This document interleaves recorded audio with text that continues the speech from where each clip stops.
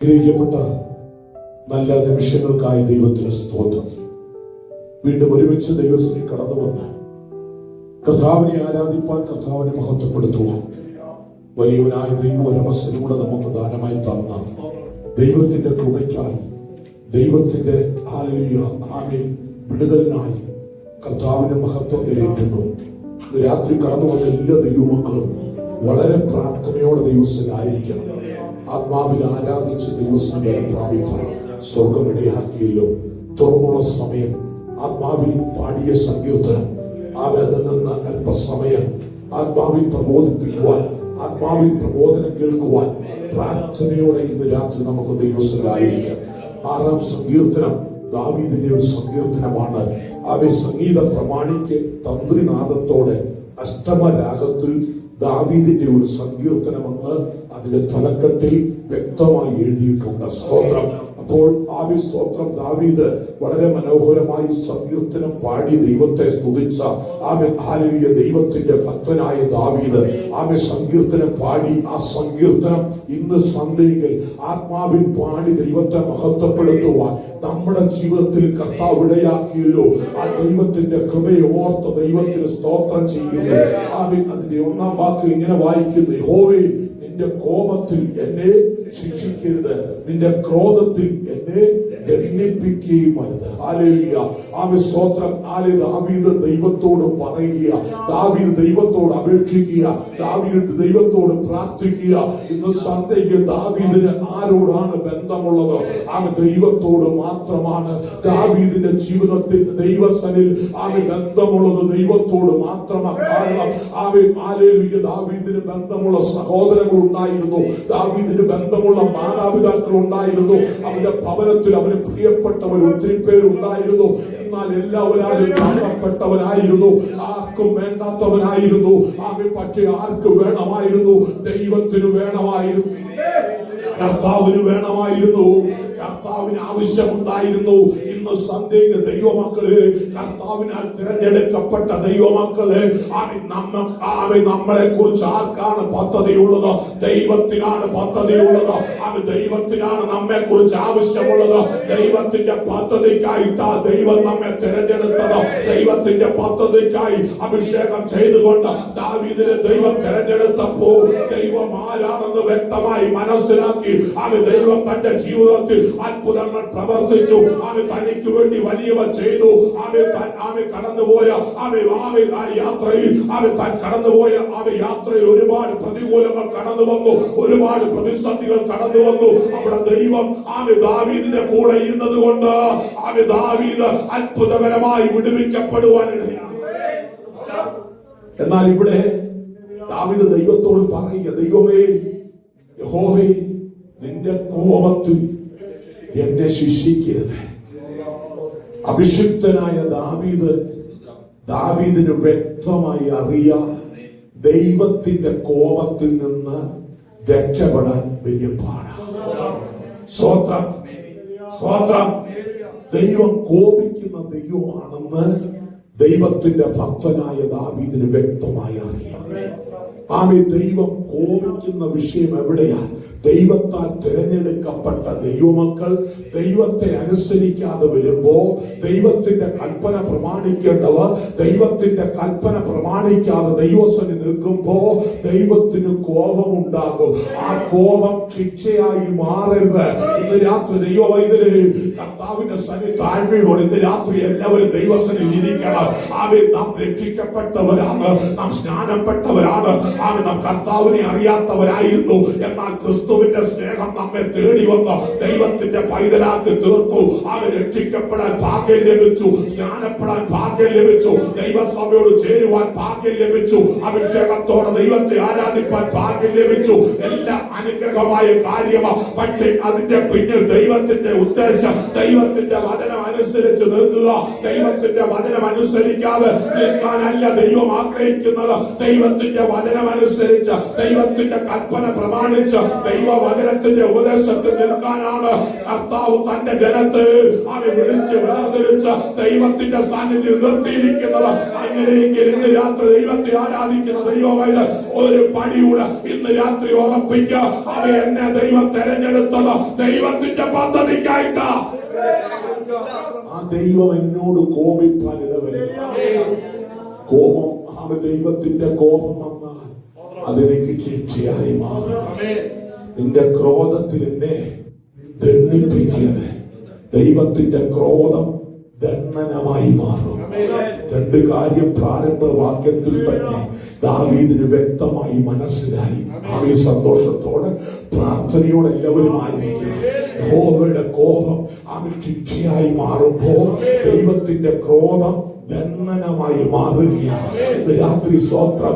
ആമി അതിലേക്ക് ആമി പോകുവാൻ ഇടവരരുത് എന്നുള്ള ഭക്തന്റെ വലിയ ആഗ്രഹം. സ്തോത്രം. ആമി തന്നെ ആത്മാവിൽ അത് വ്യക്തമായി മനസ്സിലാക്കുവാൻ ഇടയായി തീർന്നത് കൊണ്ട് ദൈവത്തോട് നിലവിളിക്കുക. ഇന്ന് രാത്രി ദൈവ പൈതല് ആമി നാം പലപ്പോഴും പ്രാർത്ഥിക്കുമ്പോഴും ആമി നാം ദൈവത്തെ ആരാധിക്കുമ്പോഴും നമുക്ക് എപ്പോഴും ചിന്തിക്കാൻ ഒരു കാര്യമുണ്ട്. ആമി നമുക്കെതിരെ നിൽക്കുന്ന ഒരു ശത്രുവുണ്ട്. നമുക്കെതിരെ പോരാടുന്ന പൈശാചിക പോരാട്ടങ്ങളുണ്ട്. നമുക്ക് വിരോധമായി എഴുന്നേൽക്കുന്ന ആ ശത്രുവിന്റെ പദ്ധതികളുണ്ട് കേട്ടോ. അതൊക്കെ ശരിയാ. പക്ഷെ അവിടുന്ന് വിടുവിപ്പാൻ ദൈവം നമ്മുടെ കൂടെ ഉണ്ട്. നമ്മെ വിടുവിക്കുന്ന ദൈവം കോപിപ്പാൻ ഇടവരുന്ന കാര്യങ്ങൾ നമ്മുടെ ആത്മീയ ജീവിതത്തിൽ ഉണ്ടാകരുത്. നമ്മുടെ ക്രിസ്തീയ ജീവിതത്തിൽ ഉണ്ടാകരുത്. ദൈവത്തെ കോപിപ്പിക്കുന്നതും ദൈവത്തിന് ക്രോധം വരുന്നതുമായ ഒരു കാര്യവും ദൈവ പൈതല് നമ്മുടെ ജീവിതത്തിൽ ഉണ്ടാകരുതെന്ന് ദാവീദിന്റെ സങ്കീർത്തനത്തിലൂടെ ഇന്ന് സന്ധ്യയ്ക്ക് ആത്മാവിൽ പ്രബോധിപ്പിക്കുകയാണ്. പരിശുദ്ധാത്മാവ് നമ്മളോട് ഇടപെടുന്നു. സ്വന്തം ഇന്ന് നല്ലൊരു ശതമാനവും ദൈവ പൈതൽ എന്ന് അവകാശപ്പെടുന്നു. സ്വന്തം എന്താ ചെയ്തു കൂട്ടുന്നത്? ദൈവത്തെ കോപിപ്പിക്കുക. സ്വന്തം ദൈവത്തിന് ക്രോധമുണ്ടാകുന്ന കാര്യമാണ് ചെയ്തു. എന്നിട്ട് ശിക്ഷയുണ്ട്, ദണ്ഡനമുണ്ട്. ഇതെല്ലാം അനുഭവിക്കുമ്പോൾ ഇരുന്ന് പറയുന്നത് എന്തുവാ? പോരാട്ടമാണ്. സ്വന്തം എന്താ പറയുന്നത്? ഇത് കേൾക്കുന്ന ചിലരും അവർക്കും മനസ്സിലാകും. നല്ല അവസരമാ, അവരും മുതലെടുക്കും.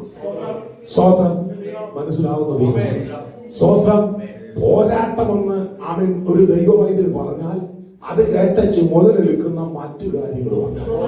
സ്വന്തം ഇന്ന് രാത്രി നാം വ്യക്തമായി മനസ്സിലാക്കണം. ഇവിടെ ദാവീദിന് വ്യക്തമായി മനസ്സിലായി തന്റെ ജീവിതത്തിൽ ചില പ്രതികൂലങ്ങൾ, ചില പ്രശ്നങ്ങൾ കടന്നു വന്നു. രണ്ട് നിലയിലും അനുഭവങ്ങൾ ദാവീദിന് ഉണ്ടായിരുന്നു.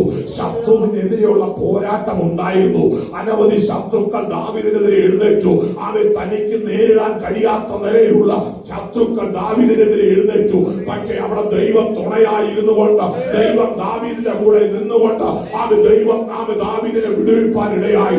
എന്നാൽ ചില സാഹചര്യങ്ങൾ ചില കാര്യങ്ങൾ തന്റെ ജീവിതത്തിലെ വീഴ്ചകൾ ദൈവവുമാകെ ചെയ്യേണ്ട കാര്യങ്ങൾ ചെയ്യാതെ ചില ദൈവത്തിന് കോപം വരുത്തുന്ന ചില കാര്യങ്ങൾ തന്റെ ജീവിതത്തിൽ കടന്നു വന്നപ്പോ ദാവീദിന് വ്യക്തമായി മനസ്സിലായി ദൈവത്തിന്റെ കോപം,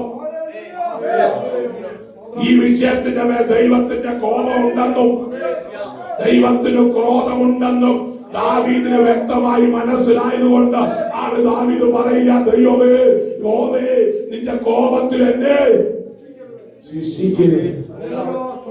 ദൈവമക്കൾ എല്ലാവരും പോരാട്ടമാന്ന് പറഞ്ഞുകൊണ്ടിരിക്കരുത് കേട്ടോ. സ്വതന്ത്രം രാത്രി പരിശുദ്ധാത്മാവ് വ്യക്തമായി പറയുക, സ്വതന്ത്രം കർത്താവിന് വേണ്ടി തെരഞ്ഞെടുക്കപ്പെട്ട ദൈവവൈദ്യനെ നീ കർത്താവിന് വേണ്ടി പ്രയോജനപ്പെടുന്നുണ്ടോ? കർത്താവിന് വേണ്ടി പ്രയോജനപ്പെടുന്നുണ്ടോ? കർത്താവ് ആഗ്രഹിക്കുന്ന നിലയിൽ എത്തിച്ചേരാൻ കഴിയുന്നുണ്ടോ? കർത്താവ് ആഗ്രഹിക്കുന്ന നിലയിൽ മുൻപോട്ട് പോകാൻ കഴിയുന്നുണ്ടോ? കർത്താവിന്റെ വേലയ്ക്കായി ദൈവം നിന്നെ തെരഞ്ഞെടുത്തിരിക്കുമ്പോ, കർത്താവിനെ ആരാധിക്കുവാൻ ദൈവം തെരഞ്ഞെടുത്തിരിക്കുമ്പോ, ദൈവത്തെ കോപിപ്പിക്കുന്ന കാര്യങ്ങൾ അത് പലപ്പോഴും നമ്മുടെ ജീവിതത്തിൽ ഇല്ലേ? അതിന്റെ നടുവിൽ ദാവീദ് ദൈവത്തോട് വിളിച്ചു പറഞ്ഞതുപോലെ, നിലവിളിച്ചതുപോലെ ഇന്ന് രാത്രി ദൈവവൈദ്യത്തിൽ നിലവിളിക്കണം, യഹോവേ നിന്റെ കോപത്തിൽ എന്നെ ശിക്ഷിക്കരുത്, നിന്റെ ക്രോധത്തിൽ എന്നെ സ്തോത്രം. സ്തോത്രം. ദൈവം കോപിക്കുന്നവനാണ്, ദൈവം ക്രോധിക്കുന്നവനാണ്. അതിന്റെ നടുവിൽ ശിക്ഷയുണ്ട്, ദണ്ഡനമുണ്ടെന്ന് ഓർത്തോണം. സ്വോത്ര സന്തോഷമുള്ള ദൈവം സ്വോത്രം. എല്ലാവരും ദൈവത്തെ മഹത്വപ്പെടുത്തുന്നു. പലപ്പോഴും ആമി മെസ്സേജ് കേൾക്കുമ്പോൾ ശത്രുവിനെതിരെയുള്ള പോരാട്ടം എന്ന് പറയുമ്പോൾ ശത്രു നിനക്കെതിരെ എഴുന്നേൽക്കുന്നു, ശത്രു ആമി വാദിക്കുന്നു, ആമി നിന്റെ ഭവനത്തിനെതിരെ വാദിക്കുന്നു, ആമി അങ്ങനെ വരുന്നു ഇങ്ങനെ വരുന്നു, നിന്റെ തലമുറക്കെതിരെ അവിടുന്നുണ്ട് ഇവിടുന്നുണ്ടൊക്കെ പറഞ്ഞ് ആമി ദൈവവചനത്തിൽ നിന്നൊക്കെ ശക്തമായി ആമി പ്രസംഗിക്കുമ്പോൾ അവിടെ ആത്മാവ് നിറഞ്ഞ് ഭയങ്കരമായിട്ട് ദൈവത്തെ സ്തുതിക്കും. പക്ഷെ ഈ ഒരു വിഷയം വരുമ്പോ പലർക്കും മൗനവും. സ്തോത്രം. ഈ ഒരു വിഷയം വരുമ്പോ പലർക്കും മൗനമാണ്.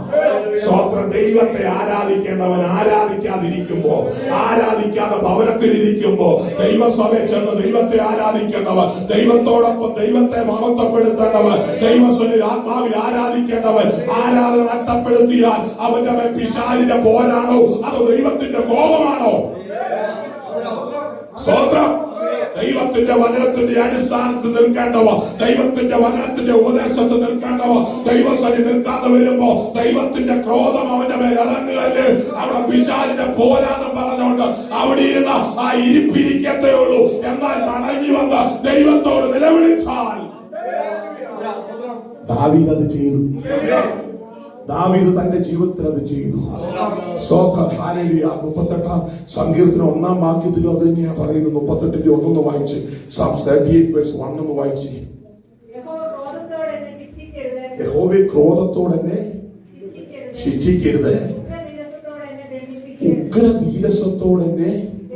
കേട്ടോ, ആമേ ഒരു ഇടങ്ങളിൽ മാത്രമല്ല, ആമേ 38-ാം സങ്കീർത്തനം വ്യക്തമായി പറയും യഹോവേ ക്രോധത്തോടെ എന്നെ കണ്ടോ, ഒരു ഉഗ്ര നീരസത്തോടെ തന്നെ. അപ്പൊ ദൈവത്തിന്റെ പ്രത്യേകതയെ ദൈവം കോപിക്കുന്നവനാ. ദൈവം ക്രോധിക്കുന്ന ക്രോധം, ദൈവത്തിന് ക്രോധമുണ്ട്. ആ ക്രോധം ശിക്ഷയായി മാറരുത്. ഹോവേ ആമി സ്വോത്ര, ഹോവേ ക്രോധത്തോടെ എന്നെ ശിക്ഷിക്കരുത്, ഉഗ്ര നീരസത്തോടെ.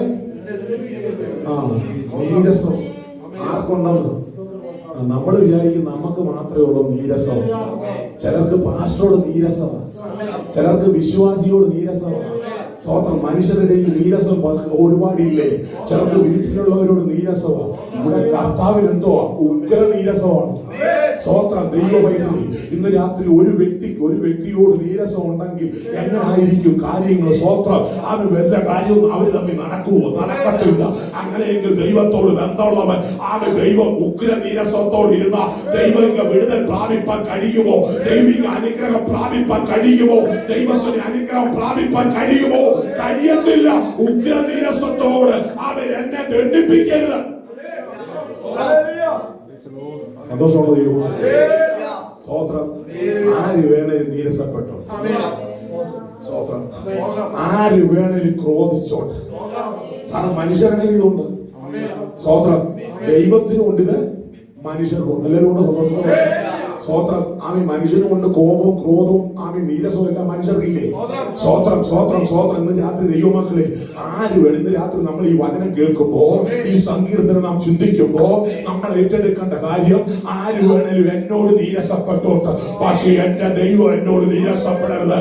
ഉഗ്ര നീരസത്തോടെ നീ എന്നോട് നീരസപ്പെട്ടാൽ ആമി ഞാൻ ദണ്ഡിക്കപ്പെടേണ്ട അവസ്ഥ വരും. ആമി ഞാൻ ശിക്ഷ അനുഭവിക്കേണ്ടി വരും. ഞാൻ ദണ്ഡനത്തിലൂടെ പോകേണ്ടി വരും. അതിനെന്നെ ഇടയാക്കരുതെന്ന് ഇന്ന് രാത്രി സങ്കീർത്തനക്കാരോട് ചേർന്ന് ദൈവത്തോടൊന്ന് നിലവിളിച്ച് പറ. ദൈവമേ, ചിലപ്പോ അവർ ഇവരുമൊക്കെ എന്തെങ്കിലുമൊക്കെ കാട്ടിയിട്ടുണ്ടാകാം. നീ അതൊക്കെ ദൈവസനി മറന്ന്, അതൊക്കെ ദൈവസനി വിട്ടുകളഞ്ഞിട്ട് ദൈവത്തോട് നിലവിളിക്കുക.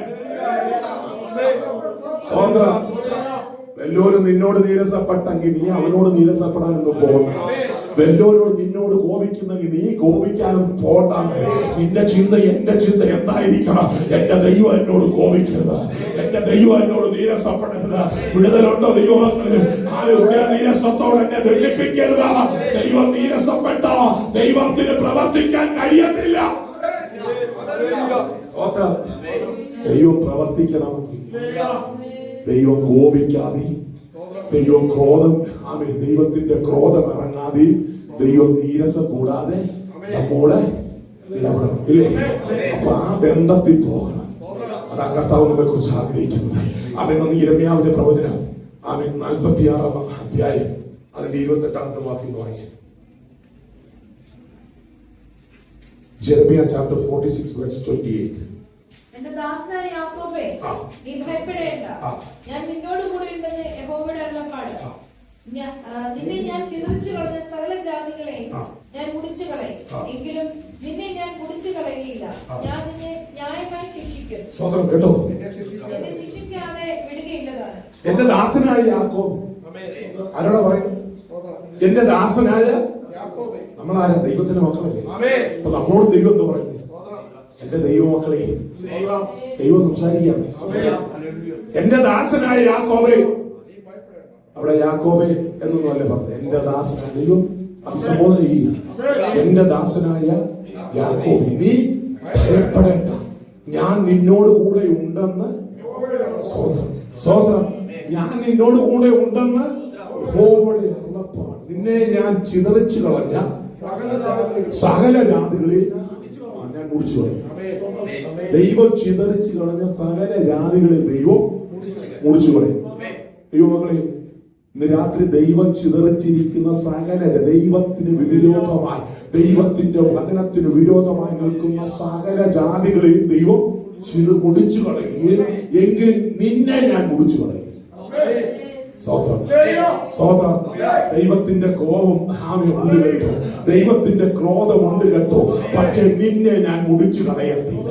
എന്താ കാരണം? നീ എന്റെ ദാസന, നീ ദൈവത്തിന്റെ പൈതല, നീ ദൈവസനി മടങ്ങി വന്ന് ദൈവത്തോടൊപ്പം ഇരുന്നു കൊണ്ട് ദൈവമേ എന്റെ കുറവുകൾ ക്ഷമിക്കണമേ. അവൻ നിന്നെ കോപിപ്പിച്ച കാര്യങ്ങൾ എന്റെ ജീവിതത്തിലുണ്ട്, അവൻ നിനക്ക് ക്രോധം വരുന്ന കാര്യങ്ങൾ എന്റെ ജീവിതത്തിൽ വന്നിട്ടുണ്ട്. ദാവീദ് ദൈവസനി ചെയ്ത പോലെ, യാക്കോബ് ദൈവസനി ചെയ്ത പോലെ, ദൈവത്തിന്റെ ഭക്തന്മാർ ദൈവസനി ചെയ്ത പോലെ ഇന്ന് സന്ധ്യയ്ക്ക് പ്രിയ സഹോദരി, പ്രിയ സഹോദര, ഇന്ന് രാത്രി ദൈവസനിലേക്കൊന്ന് മടങ്ങി വന്നാൽ നിന്നെ മുടിച്ചു കളയത്തില്ല. നിന്നെ മുടിച്ചു കളയത്തില്ല. ഞാൻ നിന്നെ ന്യായമായി ശിക്ഷിക്കും. നിന്നെ ശിക്ഷിക്കാതെ ന്യായമായ ശിക്ഷയുണ്ട്. അപ്പൻ മക്കളെ ശിക്ഷിക്കാറില്ലേ? അപ്പൻ മക്കളെ ശിക്ഷിക്കുന്നത് ന്യായമായ ശിക്ഷയാണ്. ആ ന്യായമായ ശിക്ഷ അപ്പൻ മക്കൾക്ക് നല്ലത് കൊന്നുകൊണ്ട് ആ മക്കൾ അനുഗ്രഹിക്കപ്പെട്ടവരാണ്. അവർ നശിച്ചു പോകാതെ ഇരിക്കും.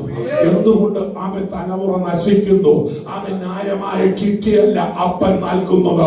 ഇന്ന് സന്ധ്യയ്ക്ക് ദൈവത്തെ അറിഞ്ഞ ദൈവ പൈതലേ, അത് നിനക്കൊരു പിതാവ് ഉയരത്തിലുണ്ട് കേട്ടോ. സ്വർഗത്തിൽ വസിക്കുന്നവനായ പിതാവ്, ആ പിതാവ് നിന്നെ സ്നേഹിച്ച് അവൻ നിന്നെ വിളിച്ച് വേർതിരിച്ച് ദൈവത്തിന്റെ പൈതലാക്കി തീർത്തിരിക്കുമ്പോ, അവൻ ഭക്തന്മാരെ ദൈവം നടത്തിയതുപോലെ, അഭിഷിക്തന്മാരെ ദൈവം നടത്തിയതുപോലെ ഈ നാളുകളിൽ ദൈവം അത്ഭുതകരമായി നടത്തുക. ദൈവം നമ്മെ തിരഞ്ഞെടുത്തെങ്കിൽ ആ പദ്ധതിക്കായി ഇന്ന് രാത്രി നീ ഒന്ന് വിട്ടുകൊടുക്കാം. അത് ദൈവസനി വന്ന് വെറുതെ പോകാതെ, വെറുതെ പോകാതെ ദൈവത്തിന്റെ പദ്ധതിക്കായി ഒന്ന് വിട്ടുകൊടുക്കാം. പ്രാർത്ഥനയോടെ ഇരിക്കാം. ദൈവത്തിന്റെ പദ്ധതിക്കായി ദൈവത്തിന്റെ പദ്ധതിക്കായി വിട്ടുകൊടുത്ത, ന്യായമായി നിന്നെ ശിക്ഷിച്ച് നീ ആവി തകർന്നു പോകാതെ, നീ മുടിഞ്ഞു പോകാതെ, നീ നശിച്ചു പോകാതെ ദൈവത്താൽ അനുഗ്രഹം പ്രാപിപ്പാൻ ഇടയായി തീരുവെന്ന് പരിശുദ്ധാത്മാവ് ഇന്ന് രാത്രി സങ്കീർത്തനത്തോടെ വ്യക്തമായി പറയുന്നു. സന്തോഷമുള്ള ദൈവമക്കളെ, രാത്രി ദൈവിക വിടുതൽ പ്രാപിക്കുന്ന ദൈവമക്കൾക്കായി ഞാൻ ദൈവത്തിന് സ്തോത്രം ചെയ്യുന്നു. ദൈവത്തിന്റെ പദ്ധതിക്കായി ദൈവം നിന്നെ തെരഞ്ഞെടുത്തിട്ട് ആ പദ്ധതിക്ക് അനുസരിച്ച് പോകാൻ കഴിയുന്നില്ല എങ്കിൽ ഇന്ന് രാത്രി അത് വലിയ കുറവാ. അത് ദൈവത്തിന് കോപം വരുന്ന ഒരു കാര്യമാണ്. ദൈവം നോക്കുക, എത്ര നാളായെന്ന് ദൈവം നോക്കും. ശരിയല്ലേ?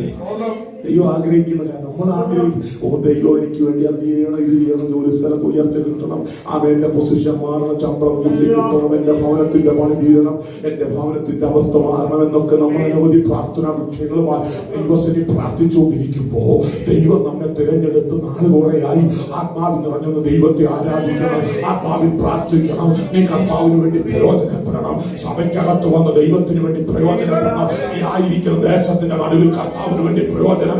അതിനാൽ ദൈവം നിന്നെ നിർത്തിയിരിക്കുമ്പോ അതും പറഞ്ഞു ഇതും പറഞ്ഞു ദൈവത്തെ കോപിപ്പിച്ചുകൊണ്ട്, അല്ല ദൈവത്തെ കോപിക്കുന്നവനോട് കൂട്ടുകൂടി അവനോട് ചേർന്നുകൊണ്ട് ദൈവത്തെ ആരാധിക്കാതെ, ആരാധന നഷ്ടമാക്കി ആരാധനയ്ക്ക് പോകാതെ, പ്രാർത്ഥിക്കാതെ, ദൈവത്തെ മഹത്വപ്പെടുത്താതെ പോയാൽ അത് ദൈവത്തിന് കോപമാണ്.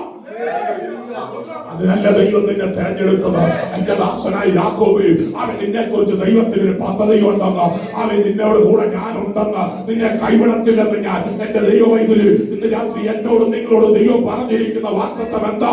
അവൻ നിന്നെ ഒരു നാൾ കൈവിടുകയില്ല, ഒരു നാൾ നിന്നെ ഉപേക്ഷിക്കത്തില്ല, ഒരു നാൾ നിന്നെ തള്ളിക്കളയാത്തവൻ. ആ ദൈവ സാന്നിധ്യം ഇന്ന് രാത്രി അനുഭവിക്കുന്ന ദൈവമക്കൾ ദൈവത്തെ കോപിപ്പിക്കാതെ, ദൈവത്തിന്റെ ക്രോധം ഇറങ്ങാതെ, ദൈവത്തെ പ്രസാദിപ്പിച്ചുകൊണ്ട് ന്യായമായി ശിക്ഷിക്കുന്ന ദൈവത്തെ ഭയപ്പെട്ടു ദൈവവും ഭാഗ്യ ഒരു പടിയുടെ താഴുവാൻ, ദൈവം ചെയ്യുന്ന ഓരോ നന്മകൾക്കും, ദൈവം ചെയ്യുന്ന ഉപകാരങ്ങൾക്ക് ഒരു പടിയുടെ ദൈവസനി താഴുവാൻ ഇന്ന് രാത്രി നമ്മുടെ ജീവിതത്തിൽ ഇടയാണ്. അതിനാൽ കർത്താവ് നമ്മെ വിളിച്ചു വേർതിരിച്ചിരിക്കുന്നത്. അവൻ മുമ്പോട്ട് പോകേണ്ടതെന്ന് അവൻ സ്വോത്രഹാരി 118 സങ്കീർത്തനം 18 വാക്യം വായിച്ചേ. Psalms 118 verse 18. യഹോവ എന്നെ കഠിനമായി ശിക്ഷിച്ചു, എന്നാലും അവൻ എന്നെ മരണത്തിന് ഏൽപ്പിച്ചിട്ടില്ല. യഹോവ എന്നെ കഠിനമായി ശിക്ഷിച്ചു. സ്തോത്രം. 118 സങ്കീർത്തനം അതിന്റെ 18 വാക്യം വായിച്ചു. യഹോവ എന്നെ കഠിനമായി ശിക്ഷിച്ചു, എന്നാലും അവൻ എന്നെ മരണത്തിന് ഏൽപ്പിച്ചിട്ടില്ല. ചില ശിക്ഷകളൊക്കെ ജീവിതത്തിൽ ഏറ്റുവാങ്ങേണ്ടതാണ്. ന്യായമായ ശിക്ഷയായിരുന്നു, മടങ്ങി വരാനുള്ള ശിക്ഷ, ദൈവത്തോടൊപ്പം ഇരിക്കാനുള്ള ശിക്ഷ, അവരൊരു ബാലശിക്ഷയാണ്. പ്രിയ ദൈവമേ, നീ പിതാവിന്റെ അടുക്കൽ നിന്ന് മാറി നിൽക്കരുത്, പിതാവിനെ അനുസരിക്കാതെ പോകരുത്. പിതാവിനോടൊപ്പം നിൽക്കാനാ ദൈവം ആഗ്രഹിക്കുന്നത്.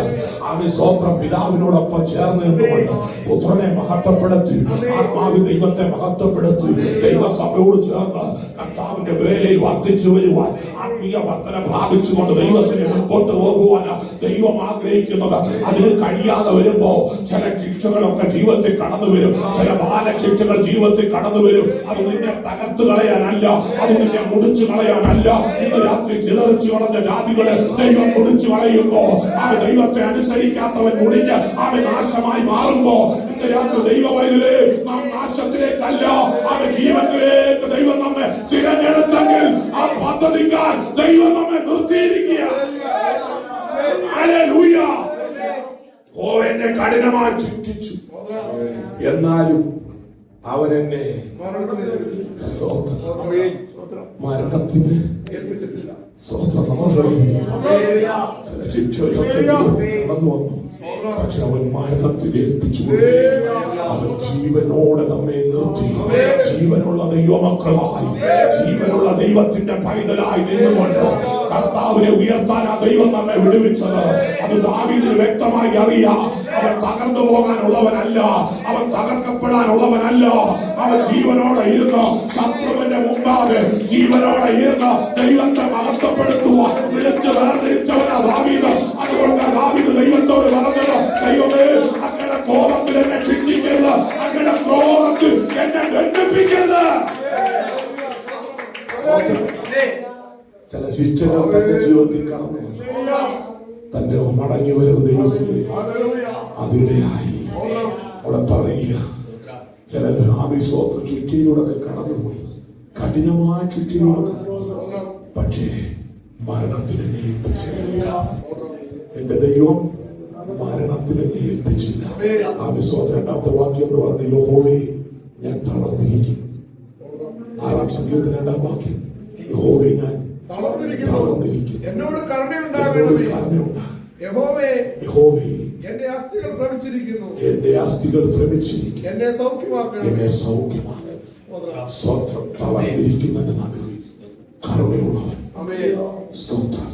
നിന്റെ അസ്ഥികൾ ക്ഷീണിച്ചിരിക്കുന്നതിന്റെ നടുവിൽ, നിന്റെ അസ്ഥികൾ ഭ്രമിക്കുന്നതിന്റെ നടുവിൽ നിന്നെ സൗഖ്യമാക്കുന്ന ദൈവം ആ കർത്താവിനെ ഇന്ന് രാത്രി ആരാധിക്കും.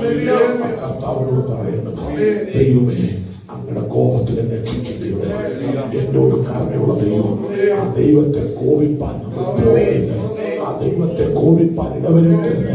നമ്മുടെ ജീവിതത്തിന്റെ അന്ത്യം വരെ നമ്മുടെ ആത്മീയ ജീവിതം വളരെ സൂക്ഷിച്ചു പോകണം. ദൈവത്തെ കോപിപ്പിക്കാതെ, ദൈവത്തിന്റെ ക്രോധം ഇറങ്ങാതെ, ദൈവ പൈതലിൽ നാളുകൾ ദൈവസ്ഥന് സൂക്ഷ്മതയോടെ, വളരെ ശ്രദ്ധയോടെ ഈ നാളുകൾ ദൈവസ്ഥനെ മുൻപോട്ട് പോകണം. ഇതൊരു ആത്മീയ പ്രബോധനമാ. പരിശുദ്ധാത്മാവ് എന്നോട് നിങ്ങളോട് പ്രബോധിപ്പിക്കുക, വളരെ സൂക്ഷിച്ചു പോകണം. സ്തോത്രം.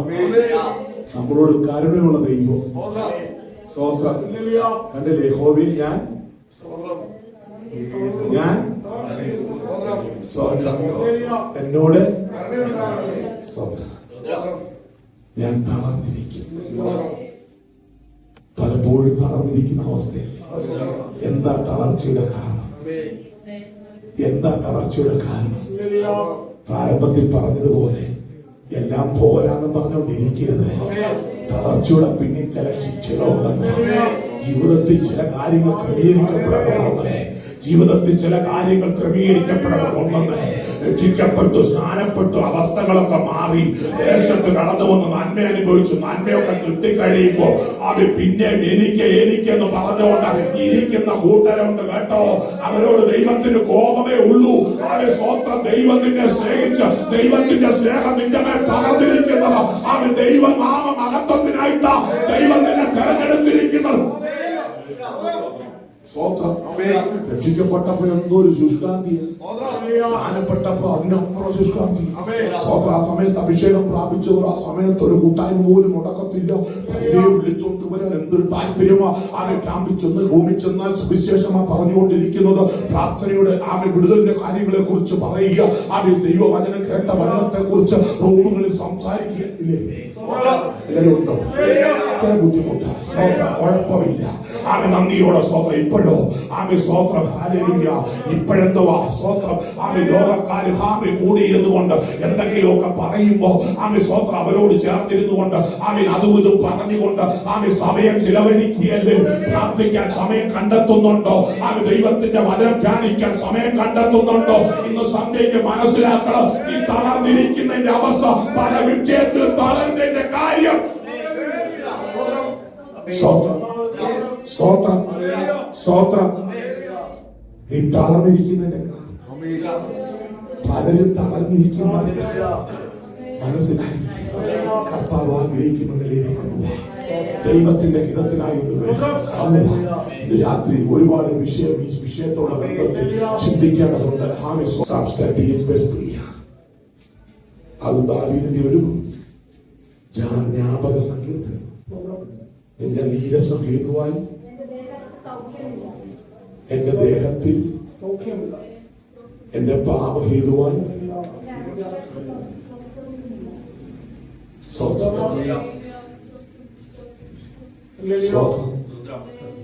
ദേഹത്തിന് സൗഖ്യമില്ല, അസ്ഥികൾക്ക് ഉപോസനം ശാസിക്കുക. ആരെ ശാസിക്കുക? ആരെ ശാസിക്കുക? എല്ലാവരും ഇല്ലേ? ദൈവവചനം മനസ്സിലാകുന്നില്ല. ദൈവത്തോട് പറയുക, നിന്റെ നീരസം ഹേതുവായി. ദൈവത്തിന് നീരസം ഉണ്ടെങ്കിൽ എന്തുണ്ടെന്ന്? ദേഹത്തിന്. ദൈവം നമ്മളോട് നീരസപ്പെട്ട എല്ലാവരും സന്തോഷത്തോടെ നിന്റെ ദേഹത്തിന് സൗഖ്യം വരുത്തില്ല. സ്വോത്രം. ചില അസുഖങ്ങൾ ദൈവത്തിന്റെ നീരസമാണ്. സ്തോത്രം.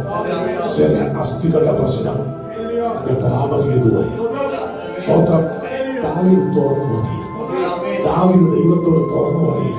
ഇന്ന് രാത്രി ദൈവത്തോട് തുറന്നു പറയാൻ ഒരു മനസ്സുണ്ടാകണം. സ്തോത്രം. സ്തോത്രം. ദൈവത്തോട് തുറന്നു പറയും. ദൈവദാസനോട് തുറന്നു പറയും. അല്ലാതെ അവിടെ ഇരുന്നോണ്ട് ഓപ്പണിക്കത്തില്ല. ചിലര് ദൈവദാസന്മാരോടൊന്നും പറയത്തില്ല. സ്തോത്രം. ദൈവത്തോട് തുറന്ന് സംസാരിക്കട്ടെ. സ്തോത്രം. നിന്റെ ദേഹത്തിന് സൗഖ്യമില്ലെന്ന് ദൈവത്തോട് പറ. എന്താ ദൈവമേ, അങ്ങനെ നീരസമാണോ? അങ്ങനെ നീരസ ഹേതുവായി എന്റെ ദേഹത്തിന് സൗഖ്യമില്ലെന്ന് ദൈവാത്മാവ് വ്യക്തമായി അവൻ നമ്മോട് ഇടപെട്ടെങ്കിൽ ദൈവത്തോട് പറ, അവൻ അങ്ങനെ നീരസം കാരണം എന്റെ ദേഹത്തിന് സൗഖ്യമില്ല. എന്റെ പാപം ഹേതുവായി അസ്ഥികളിൽ. ദൈവങ്ങളെ ഭാരപ്പെടേണ്ട കർത്താവ് സൗഖ്യമാക്കണം. യാക്കോബിനോട് പറഞ്ഞെന്തുവാ? എന്റെ ദാസനായ യാക്കോബേ, നിന്നോട് കൂടെ ഞാനുണ്ടെന്ന്, നിന്നെ തകർക്കത്തില്ലെന്ന്. ദാവീദ് കഠിനമായ ശിക്ഷയുടെ കടന്നുപോയെന്ന് പറഞ്ഞു, പക്ഷെ മരണത്തിൽ ഏൽപ്പിച്ചു കൊടുത്തില്ലെന്ന്. ഇന്ന് രാത്രി വിടുവിക്കുന്ന ദൈവത്തെ ഇന്ന് രാത്രി നാം പ്രസംഗിക്കുന്നത്. വിടുവിക്കുന്ന ദൈവത്തെ നാം ഉയർത്തുന്നത്. നമ്മുടെ ദൈവത്തിന് നീരസമുണ്ടെങ്കിൽ അത് നമ്മൾ നിമിത്തമാണ്. സ്വോത്രം. എന്റെ കയ്യിരിപ്പോണ്ട് ദൈവത്തിന് നീരസം. സ്വോത്രം. സ്വോത്രം. രാത്രി ഓരോരുത്തരോട് ചിന്തിച്ച് ദാവീദ് പറയാം, ഞങ്ങളുടെ നീരസം ഹേതുവായി എന്റെ ദേഹത്തിൽ സൗഖ്യം, എന്റെ പാപം ഹേതുവായി എന്റെ അസ്ഥികളിൽ സ്വസ്ഥതയില്ല. അതിന്റെ ഹല്ലേലൂയ 30 ആ സങ്കീർത്തനത്തിൽ തന്നെ ആമേൻ 7-ാം വാക്യം വായിച്ചു. എന്റെ അരയിൽ വരൾച്ച നിറഞ്ഞിരിക്കും, എന്റെ ദേഹത്തിൽ അരയിലെ വരൾച്ചയൊന്നും പിന്നെ ആരും കാണത്തില്ല. ചിലര് മോടിക്കേണ്ടിയത് നടക്കുക. സ്വോത്രം. സ്വോത്രം. സ്വോത്രം. നല്ല മൂത്ത ബന്ധുക്കോസുകാരോട് പറയാമെങ്കിൽ പോയി പണി നോക്കുന്നു. നിന്റെ ആമി സ്വോത്ര ആമി വരൾച്ചയുടെ കാരണം എന്താ? സ്വോത്രം. സ്വോത്രം. സ്വോത്രം. ആരെയും എന്റെ അരയിൽ മനസ്സിലായില്ലേ? ആ വരൾച്ച വന്നു കഴിഞ്ഞാൽ എന്തോ സ്ഥിതി? സ്വോത്രം. സ്വോത്രം. പിന്നെ കാണാൻ കളറ് മാറും. സ്വോത്രം. വെളുത്തിരുന്ന സ്കിന്നൊക്കെ പിന്നെ കറുത്തു തുടങ്ങും. കറുത്തിരുന്നൊക്കെ വെളുക്കാൻ. സ്വോത്രം. സന്തോഷമില്ലേ? സ്വോത്രം. എന്ത് ആമീൻ. സ്വോത്രം. ആമീൻ. ഹല്ലേലൂയ. ആമീൻ. എന്റെ അരയിൽ വരൾച്ച നടക്കും. ഒരുപാട് കാര്യങ്ങളുണ്ടോ കേട്ടോ. ഞാൻ സമയം മുമ്പോട്ട് പോകാൻ ഞാൻ നിർത്തുക. സ്വോത്രം. ആമേന്റെ ഹല്ലേലൂയ. അരയിൽ ആമീൻ. ഹല്ലേലൂയ. വരൾച്ച നിറഞ്ഞിരിക്കുന്ന എന്റെ ദേഹത്തിൽ ദാവീദ് പറയും, എന്റെ ദേഹത്തിൽ ദൈവമേ അങ്ങയുടെ നീരസം എന്റെ മേൽ, അങ്ങയുടെ ഉഗ്ര നീരസം ഞാൻ രോഗിയായി മാറുവാനില്ല. ദൈവത്തിന്റെ കോപം ഞാൻ സൗഖ്യമില്ലാത്തവനായി മാറും. രക്ഷിക്കപ്പെട്ടവൻ, സ്നാനപ്പെട്ടവൻ, ദൈവത്തെ ആരാധിക്കേണ്ടവൻ, ദൈവത്തെ ആരാധിക്കാതെ ദൈവത്തിന്റെ വചനത്തിൽ നിൽക്കേണ്ടവൻ, ദൈവത്തിന്റെ വചനത്തിന്റെ ഉപദേശത്തിൽ നിൽക്കേണ്ടവൻ, ഉപദേശത്തിൽ നിൽക്കാതെ ദൈവത്തിന് പോയാ ദൈവത്തിന് നീരസം അവനോട്. അവന് സൗഖ്യമില്ല. അവന്റെ അരയിൽ വരൾച്ചയാണ്. പിന്നെ ഇരുന്നോണ്ട് പറയുക, അങ്ങനെ ഇങ്ങനെയാണ് പറഞ്ഞിട്ട് കർത്താവ് കരുണയുള്ളവനാണ്. അതുകൊണ്ട് ദാവീദ് പറഞ്ഞത്, യഹോവേ ഞാൻ തളർന്നിരിക്കുന്നു, എന്നോട് കരുണയുണ്ടാകണമേ. അവൻ എന്നോട് കരുണയുണ്ടാകണമേ. 31-ാം സങ്കീർത്തനം 10-ാം വാക്യം വായിച്ചു. എന്റെ ആയുസ് ദുഃഖം കൊണ്ടും എന്റെ സംവത്സരം നെടുവീർപ്പ് കൊണ്ട് കഴിഞ്ഞു പോയിരിക്കുന്നു. എന്റെ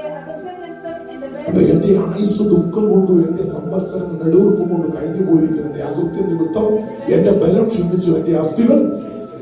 ദൈവമക്കളെ, ദൈവത്തിന്റെ കോപം ഒരു കാരണവശാലും നമ്മുടെ മേൽ വരരുത്. ദൈവത്തിന്റെ ക്രോധം ഇറങ്ങുവാൻ ഇടയാകരുത്.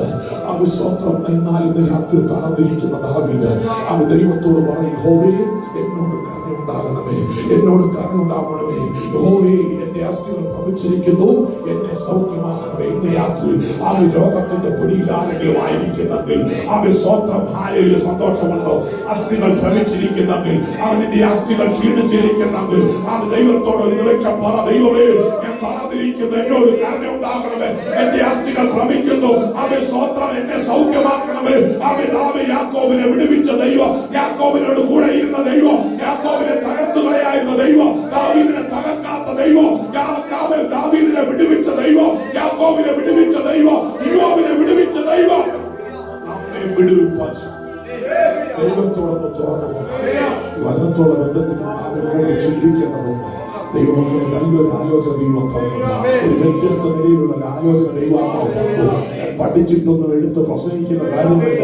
ദൈവാത്മാവ് പ്രാർത്ഥിച്ചപ്പോൾ ദൈവാത്മാവ് തന്ന ആലോചനയാണ്.